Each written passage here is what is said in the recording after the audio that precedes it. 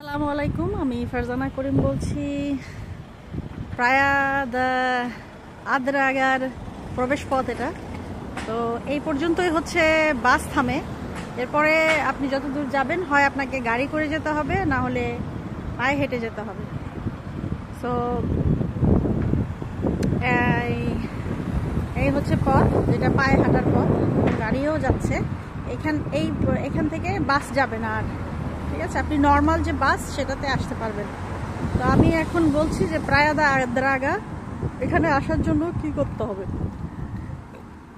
এই যারা লিসবনে আছেন তাদের জন্য তো খুবই সহজ। লিসবন থেকে আপনি ডাইরেক্ট সিন্ত্রার যে ট্রেন, সেটাতে কম্বোয়ো যেটাকে বলে এখানে পর্তুগিজরা, সিন্ত্রা ট্রেন ধরে চলে যাবেন, একদম ডাইরেক্ট সিন্ত্রা চলে যাবেন।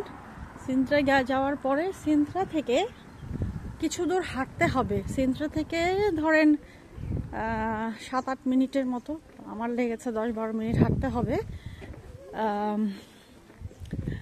বাসের জন্য। এটা হচ্ছে ইয়েলো যেটা বাস, ইয়েলো কালার যে বাসগুলো থাকে মেট্রো, ক্যারিও লেখা থাকে সেটাতে। তো সেই ক্ষেত্রে আপনার যদি মান্থলি কার্ড যেটা থাকে 40 ইউরোর কম্বোয়ো প্লাস মেট্রো, সেই ক্ষেত্রে আপনি তো ওই মান্থলি কার্ড দিয়েই আপনি সব জায়গায় এইখানে কম্বোয়োটাও কাজ করবে মান্থলি কার্ড দিয়ে, আর হচ্ছে এই বাসও কাজ করবে। সো সেই ক্ষেত্রে কোনো সমস্যা নাই। কিন্তু যদি আপনার মান্থলি কার্ড না থাকে তাহলে যে টিকিট কাটবেন সেটা খুবই কম পয়সার, যেমন 2 ইউরো লাগে সিন্ত্রা আসতে, হ্যাঁ। আর হচ্ছে এই বাসে যেটা আসে 2 ইউরো 20 পয়সা লাগে, দ্যাটস অল।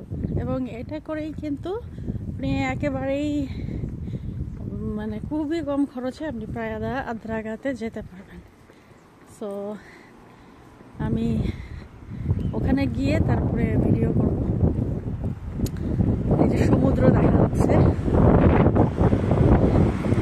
মানে আটলান্টিক মহাসাগরেরই হচ্ছে পয়েন্টগুলো আলাদা আলাদা করে নাম, আলাদা আলাদা সৌন্দর্য, এই হচ্ছে বিষয়। সো যারা কর্মব্যস্ত জীবনের জন্য লাগোস, অথবা যেহেতু আমি চাকরি করি না কারো আন্ডারে, যার কারণে আমার প্রচুর সময়, ফুরন্ত সময়, এই জন্য আমি লাগোস যাই বা ফারোতে ফ্লাই করি। কিন্তু অনেকেই আছে যে শখ আছে বাট সাধ্য নাই।